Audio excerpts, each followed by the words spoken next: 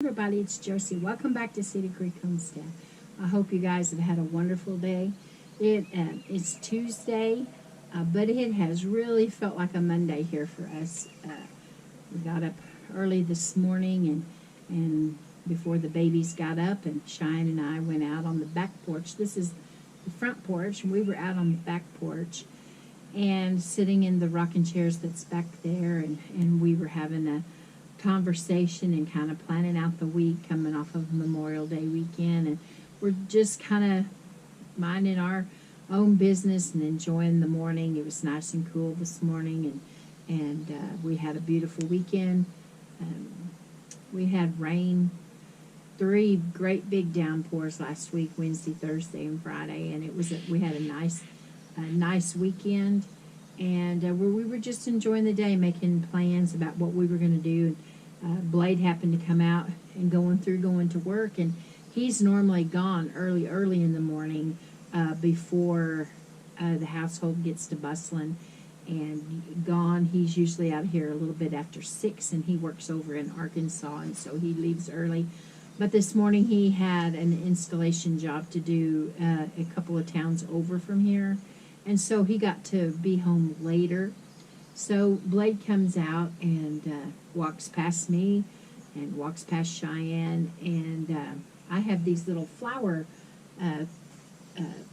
towers on the back porch, but one on one side of one of the rocking chairs and one on the right side of the other rocking chair, and they're actually supposed to be obelisks, or however you pronounce that, where they go out and they plants can vine up them out in your garden. But I actually put one of them is the diameter's big enough that I put pizza trays on it so that I could have a shelf for house plants, and the other one I used in a similar way, but it's not big enough for pizza pans. I need to do something else with those. So regardless of that, Blade walked by to go down the steps to get in the truck, and he stopped to say something to Cheyenne. And so he kind of leaned up against the pole. Well, he reached for her arm and got a hold of her and said, "Cheyenne, get up." Well, at first she's terrified of wasp, and so I started looking for a wasp. I thought she's terrified of wasp, and so that's the very first thing I thought of, was that there was a wasp flying, and he was trying to warn her so that she didn't get stung. And I didn't see any wasp. And then my next thought was, well, he's going to sit down in the rocking chair and have her sit on his lap, because he was just insisting that she gets up, and they kind of play around like that all the time anyways. But then he said, "Go in the house." And so I knew when he said that, I started really looking around. And I didn't say anything when I saw what Blade saw until we got over to the door, because I knew that she would panic. I panicked myself, but I was able to stay calm and got her over to the door. And when she looked back, she saw what Blade was warning her about. Right there, that shelf was right here beside her. And right there, curled up, right where she was just spending the morning talking. And I had looked at her several times and never even seen it myself. It blended in perfectly with that shelf, because the shelf is black. Was a big old black snake curled up right there. Not like for a strike, but just kind of curled around that thing and was hanging down. His head was hanging down, sitting still, hiding from us, or trying to get something to eat or whatever it was. And so Blade was able to move, get it taken care of.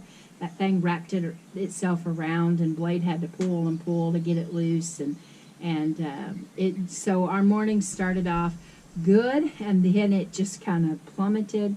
And then after the snake was sent on its way, we were okay. And then, boy, have we had quite a day with the boys. Howie is comical, but he's also in a stage of learning boundaries, and so there's lots of things that he does that we don't want him to do. He's taken on screaming, and just out of, when he's told no, That's his first instinct, is to scream. And also, he has decided that he can try to carry his little brother around. And today was no different. Rowdy was gassy, and he let it go, and Howie heard it. And we were working and putting clothes away, changing out sizes because they're growing so fast that we're pulling stuff that they've outgrown. And it's kind of sad because, some of the stuff that Rowdy has outgrown, he wore it, Howie wore it, and now Shine's deciding whether to keep it for future babies or to send it on to someone else. And so anyway, we were in the process of doing that. Well, Howie heard little Rowdy and his gassiness. So he took it on himself, went over to him, and he just pulled his little shorts off of him and then tried to drag him over to his mama so that mama could change his bottom. So he is very quickly getting some independence and wanting to be that big brother in more ways than he's ready yet. And that's just been an all-day thing. Later on in the day, we heard him laughing, and she sets Rowdy in his little bumbo seat, and he's about to not be able to sit in that because he's actually can flip himself out of it now. And so she makes sure for sure it's on the floor so that he can't get any injuries should he get himself out of it. And he's pretty good at wiggling out. So we heard the boys laugh, and I looked over at them, and they were, face to face laughing and cooing and talking to each other, or Howie was trying to talk to him, and all seemed fine. And I heard them giggle, and I looked at them again and kept going back to what I was doing. And then I really looked the next time I heard them giggle and paid attention to what was going on. And you guys, Howie was sitting in front of Rowdy. He was on his bottom on the floor. Rowdy was in his little chair. And Howie had his foot outstretched. He didn't have any socks or shoes on. He had his little foot outstretched, and Rowdy was sucking on Howie's toes. And so we had to get that all broke up. So it has been a very interesting day here at Cedar Creek. Not a bad day other than the snake, but I survived it, thankfully. Hopefully, you're just going to run into snakes when you are out in the country in a rural setting. And thankfully, it was a black snake. We haven't had any copperheads or rattlesnakes here in the yard. I do know that they exist. I know that Howie has had pictures before of rattlesnakes that they've killed out in the road and in other places close to us. His family has had snakes down at their house, rattlesnake, that they killed last year or the year before. So I do know to watch, and we all have to watch and make sure that we are doing our best not to put your hands where you can't see what you're reaching into or anything like that. And so we made it past that, and we've had a delightful day. It's coming, to a close. It's time. The kids are winding down for the evening, getting their baths and supper, and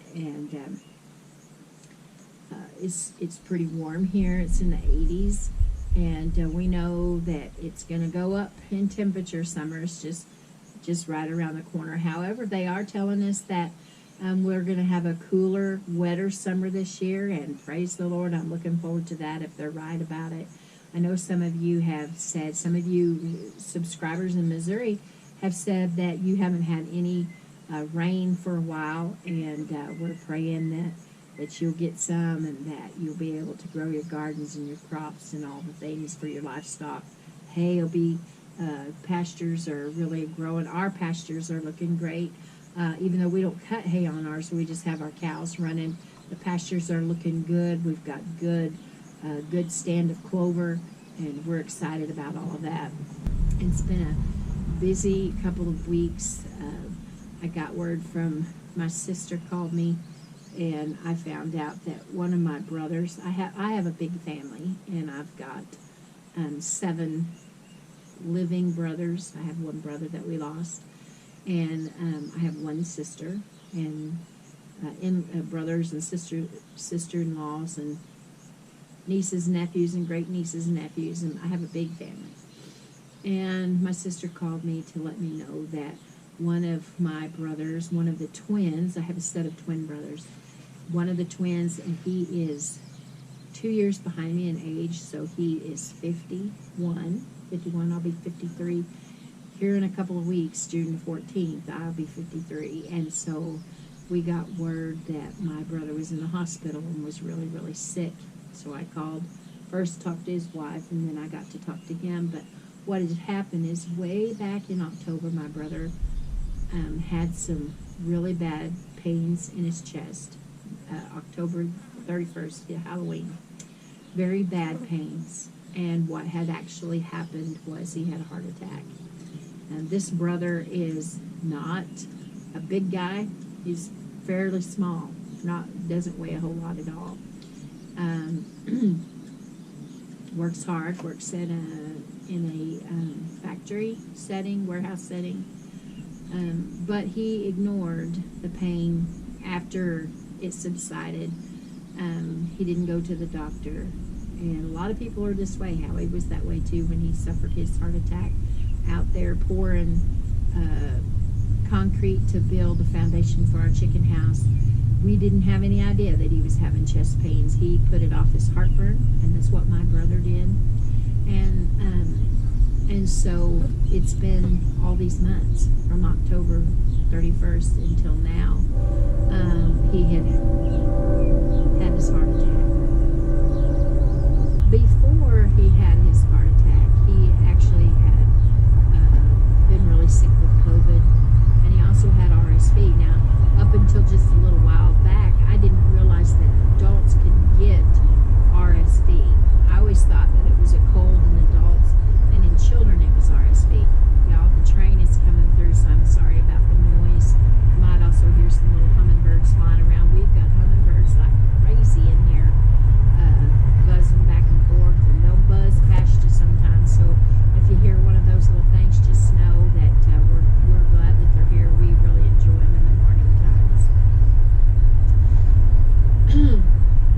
So he had COVID and he had RSV before he had his heart attack, and was really, really sick. He did get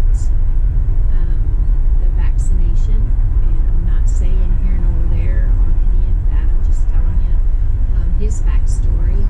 And so after his heart attack, he quit smoking, but he kept working, just like a lot of men and women go out and work every day and support their families. He has a family. He has 4 children,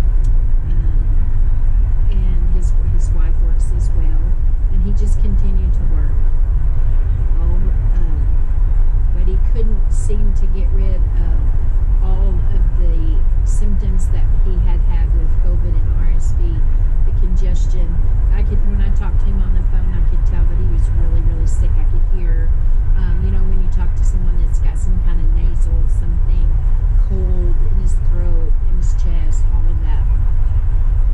So what he decided to do, their son had to have some surgery, and after that, he decided here just a few weeks back that he would go to see the doctor. And so his HR lady at work talked him into going to urgent care. And when he got to urgent care, now this is where I may not have all the facts just right, and if he's listening, just pardon me for getting a little bit of it mixed up. But from what I understand, his legs were swelling as well from the, I'm sure his blood pressure was high, rotating fluid. And at urgent care, they noticed the symptoms. And so they sent him right onto the emergency room. And from there, at first they were telling him that he was going to have to have a heart transplant because the heart attack damaged his heart significantly. I'm assuming that they thought. And so he was, really upset about that. His children, his wife were upset. And then his other doctor came in, and they were talking to him, and he said, "No, we're not looking at that at all. We really think that he has we have medication that he can take, and that it will that he'll get back on track, and that he didn't have to have a stent. He didn't have to have any kind of stuff like that. And we're praising the Lord for that. We're thankful for that. Plus, they're also treating him for all of this long-term stuff, this viral stuff from the COVID and the RSV. And from what I understand, the doctors told him that what brought his heart attack on was the viral infections from those other sicknesses that he had. So he is recuperating. We're praying for a full recovery. And I couldn't help but think about my Howie and how he did the same as Jeremy. My brother's name is Jeremy. The same thing that Jeremy did. He thought he was having heartburn. And every time I hear this story and someone tells me that they have reoccurring, that they believe is heartburn, I always say, are you sure it's heartburn? Because that is exactly what Howie thought he was having. And he went to the doctor. I knew he had a doctor's appointment, but I didn't know the extent of what he was going to the doctor for. And after he went to the doctor and he told them that he needed a prescription for heartburn medication, thank goodness, thank the Lord that the doctor took the time to listen to him and to follow through. He said, I just don't think that that's heartburn. I think there's something else going on. And they took into consideration his family history. His dad and others in his family have had heart conditions. So they took that in consideration as well, and we had to see a heart specialist and all of the things, and ended up needing a quadruple bypass. They were only able to do a triple bypass. And so I was thinking about that today, and I thought, a lot of times, especially the way that the world is now, we get so busy taking care of the things that we know needs to be done, taking care of our families, taking care of our grandchildren, trying to work all these hours to get things paid off and get ourselves out of debt. And all of those things are important. Trying to make extra money so that we can stock extra items in our pantries and to make sure that we've got all of our bases covered. But sometimes we get so busy with those things that we neglect when our body is trying to tell us something. Now, we all have things. I have things that I need to pay attention to. And usually I have one or two people that are going on in the comments about things that they feel like I need to do. I know that there's things I need to work on. I know that. There is things that I'm working on with my doctor. I'm on a regimen, and I'm trying to take care of those things. But when our body gives us signals that something is wrong, we need to pay attention. And my Howie and my brother both ignored the pain and the symptoms. It doesn't make them a bad person. It makes them somebody that is just busy with life, and they just kind of, it'll go away. And it did go away for them at the moment, but there was damage done for both of them. I have a cousin, my mama's cousin, and my mother, both of them. My mom lived to 45. Her cousin lived to 43. He was having heart attacks and didn't realize he was having them, to the point that it damaged his heart, and he was going to have open heart surgery. They went in to put stents in to get him to live until then, and they couldn't get his heart restarted. My mama had a brain aneurysm, and just a week or so before all of that happened to her, she told me, she said, when I stand up, I can feel my blood pressure and feel my heart beating in my head. And I tried to get her to go to the doctor to see if she didn't need to be put on blood pressure medication. And her thing was, I don't want to take a pill the rest of my life. Now, I'm not saying that this wouldn't have happened for her, but you never know. It could have been something that if they could have got her pressure down, it might have been a different story. And she's been gone for 24 years now. So we appreciate all the things that we have to do and all of the hard work that all of our spouses do for us. and that we do for them. And you know, there's a lot of people that are raising their grandchildren, and they're trying to do everything that they can to provide for them. And it's not just older people too. You're hearing a lot of stories about younger people having issues, having illnesses, having things that take them down for, you know, for a considerable time, sometimes permanently. And so I am just wanting to say that I'm thankful that my brother gets a second chance to be with his family.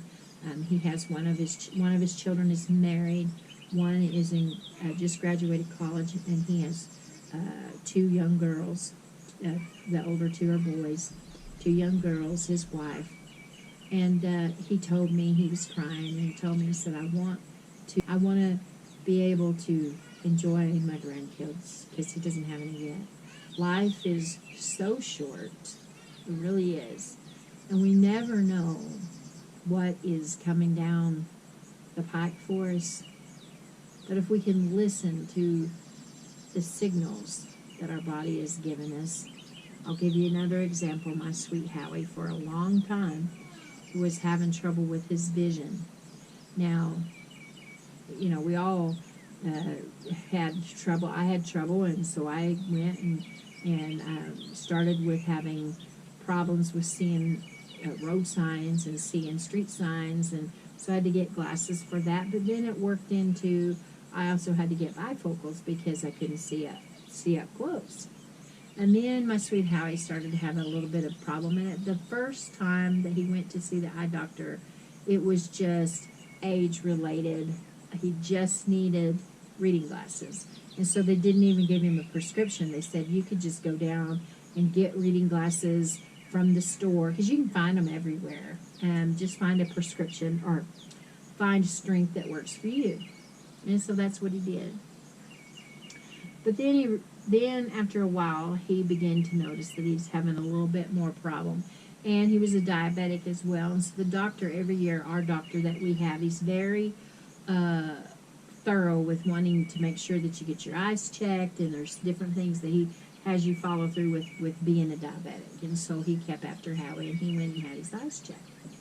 And he finally told me that after who knows how many years it had been, that he was having trouble in the center part of his eye, that he could see around the outsides, but the center part he was having trouble with. Well, he went to his regular eye doctor, and it happened that he had a disease in his eye caused from being diabetic. And it was in both eyes, but one eye was really bad. And basically they were telling him, there's not anything we can do, you're going to have to see a specialist. And he did see a specialist out of Tulsa.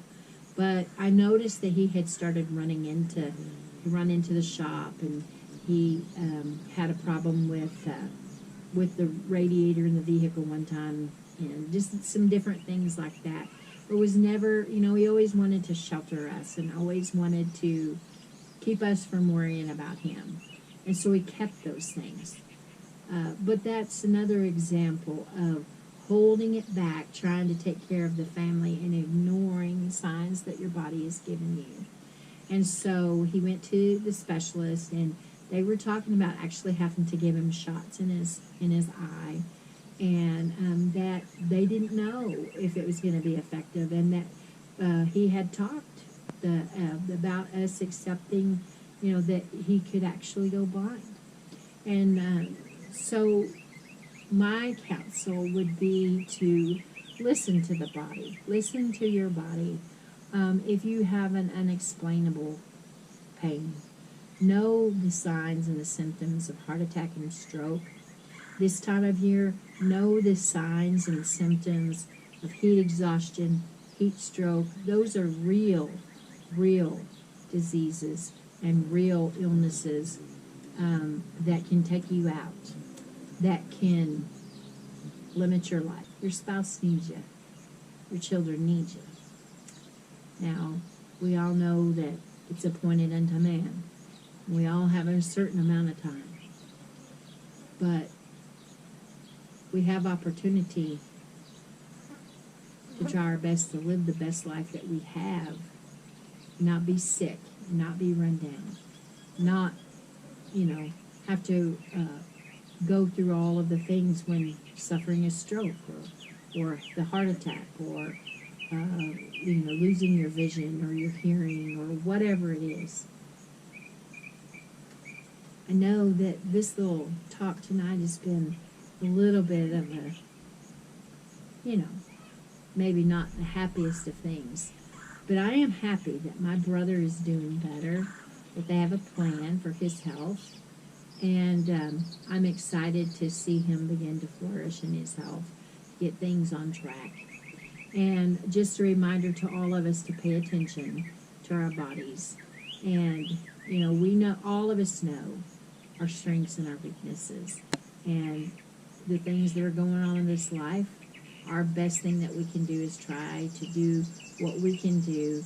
Okay, guys, we're going to move past the health thing and wrap this up for the evening. The sun is beginning to set and things are getting quiet. The birds are still singing, though. And hopefully in the morning when we go out to drink coffee on the back porch, there's not any snakes out there waiting on us. I had one time here on the front porch that caught me off guard and about scared me to death, but we just know that's part of country living, and I survived it. Till next time, guys, keep looking well to the ways of your household. Pay attention if your body is saying, hey, there's an issue here. Until next time, guys, we're gone.